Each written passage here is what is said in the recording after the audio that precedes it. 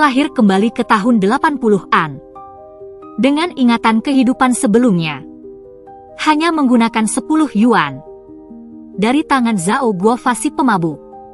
Mendapatkan jepit rambut modis. Menghasilkan pundi-pundi pertamaku. Mari jalan-jalan. Lihatlah.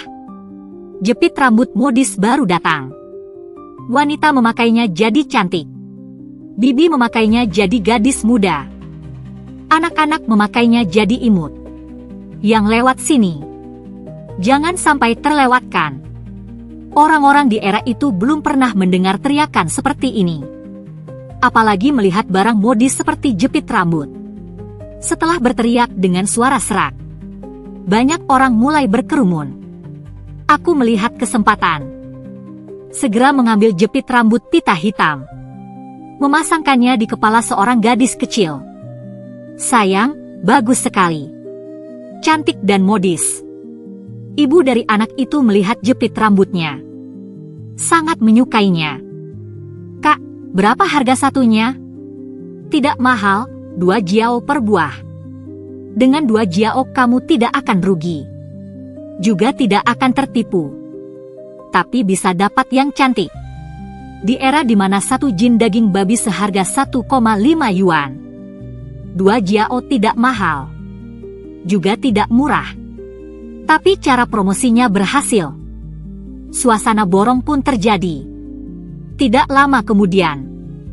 Dari 235 jepit rambut. Hanya tersisa 2. 2 jepit rambut ini. Sengaja kusisakan untuk istri dan anakku. Setelah menghitung uang recehan dengan teliti. 46 yuan 6 jiao. Ini setara dengan gaji bulanan seorang pekerja. Dikurangi modal 10 yuan. Keuntungan bersih 36,6. Naik 3,6 kali lipat. Aku menggenggam erat uangnya. Hatiku dipenuhi berbagai perasaan.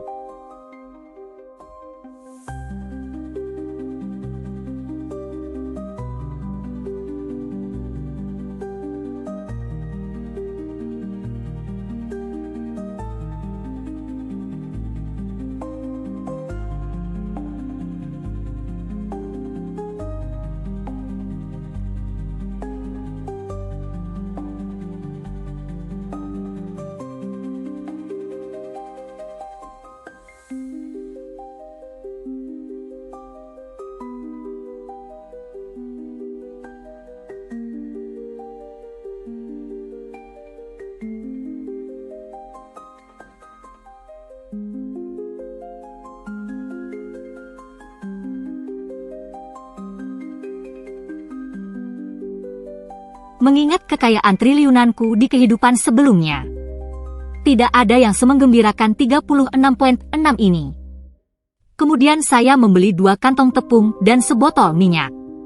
1 ekor ikan dan 1 tas sekolah kecil.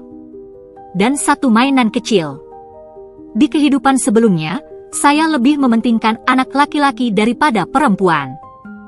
Saya telah menyakiti Wan Yu selama bertahun-tahun. Sekarang saya terlahir kembali. Saya harus memperbaiki hubungan dengan putri saya. Sementara Qin Mengin dan kedua anak di rumah menunggu dengan cemas di depan pintu. Setiap kali ada suara langkah kaki. Bajingan itu pasti pergi main mahjong lagi. Anak-anak belum makan seharian. Bagaimana bisa hidup seperti ini? Bahkan Bibi Sang tidak tega melihatnya.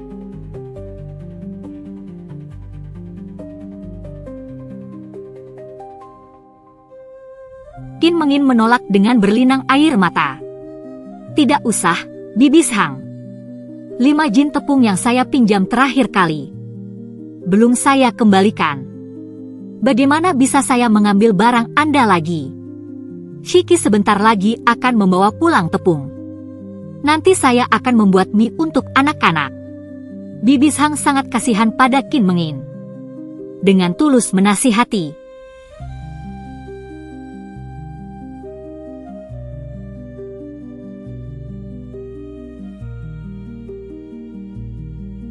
Qin Mengin dalam hati.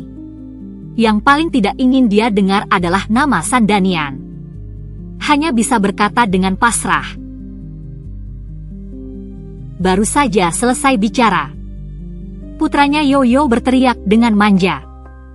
Melihat saya memikul tepung dan membawa ikan, ini membuat Qin Mengin agak terkejut.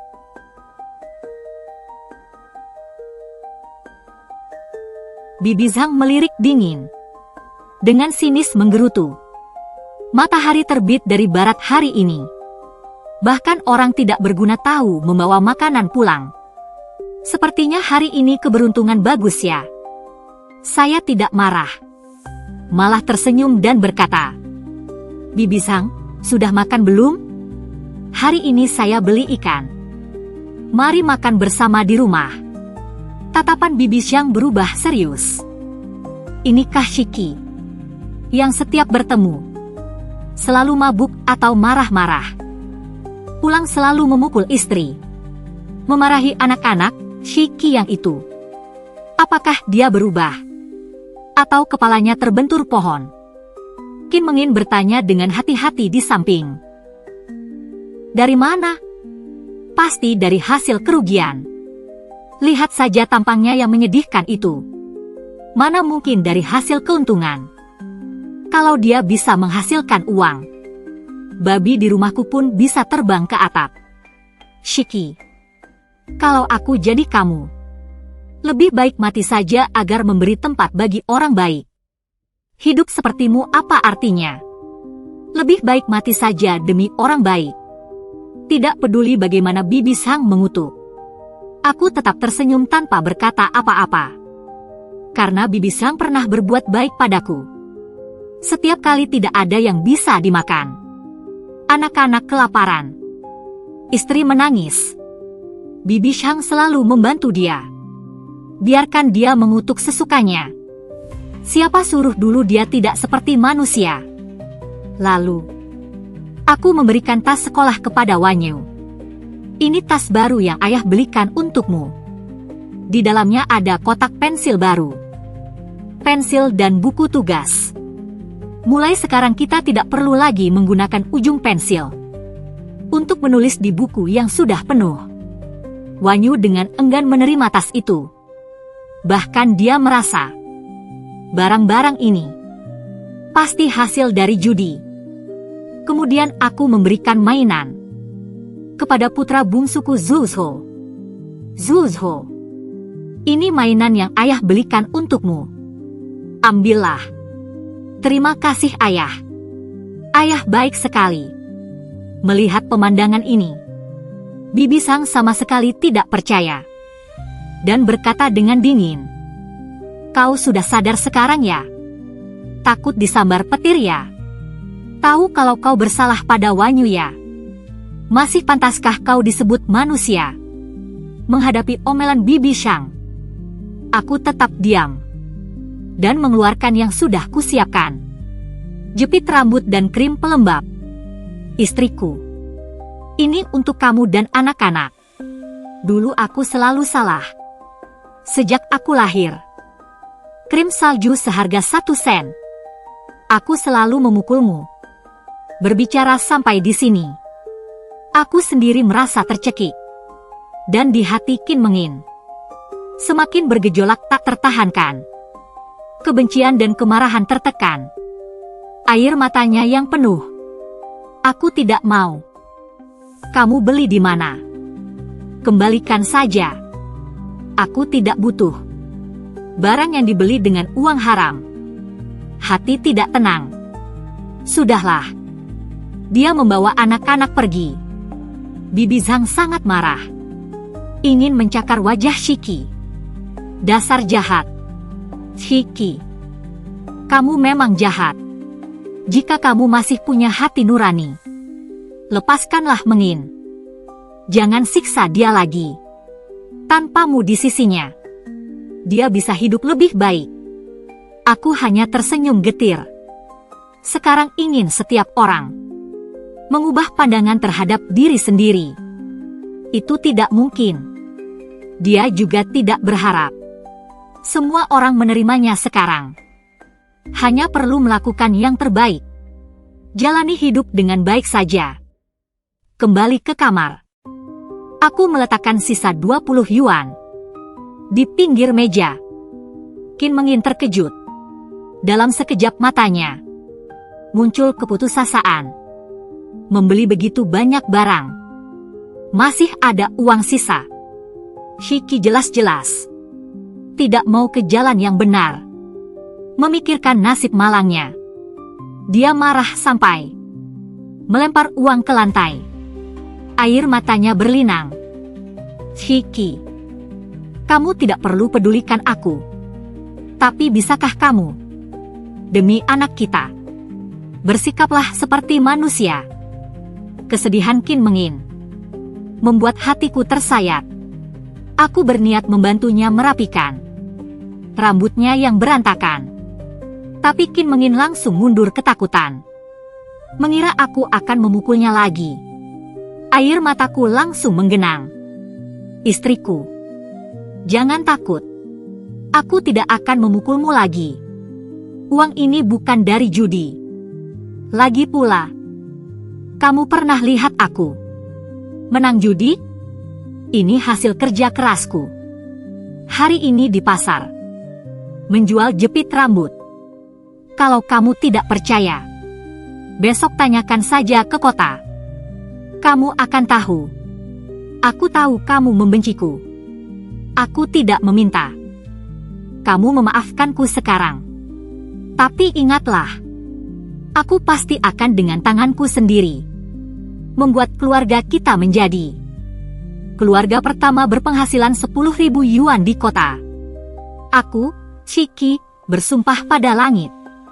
Aku akan menghargai setiap detik sekarang. Tidak akan membiarkan kalian hidup menderita lagi. Setelah berkata, aku langsung berbalik mengerjakan pekerjaan rumah. Qin Mengin sudah terkejut seperti patung. Kata-kata ini bisa keluar dari mulut Shiki yang brengsek. Sungguh tidak dapat dipercaya. Jika benar bisa seperti yang dia katakan, alangkah baiknya dia berubah. Tak lama kemudian malam tiba. Istriku, besok ikutlah denganku ke kolam. Ngapain ke kolam? Nanti kamu akan tahu. Sekarang nggak seru kalau dikasih tahu Qin Mengin. Nanti pasti akan memberinya kejutan. Baik, besok aku akan menemanimu pergi. Setelah berkata begitu dia berbalik, membawa Wanyu kembali ke kamar untuk tidur. Hanya meninggalkan aku sendirian. Tidur di kamar timur. Tidak perlu terburu-buru. Aku akan membuktikannya padamu. Tak terasa sudah keesokan harinya. Wanyu menggendong tas sekolah barunya. Bersiap pergi ke sekolah. Wanyu, tunggu dulu. Aku mengeluarkan 1 jiao. Memberikannya padanya. Di pipi merahnya yang mungil, langsung terlihat rasa takut. HMPH. Dia cemberut dan berkata, aku tidak mau. Mama bilang uangmu kotor. HMPH. Aku tidak marah sama sekali. Malah tersenyum dan berkata lembut. Setiap sen uang papa bersih. Kamu adalah anak papa. Papa pasti akan memberikan yang terbaik untukmu. Sayang, ambillah uangnya. Kalau tidak nurut, papa bisa marah loh. Wanyu akhirnya dengan terpaksa menerima koin 1 jiao itu. Baiklah, sayang. Cepat pergi ke sekolah. Jangan terlambat.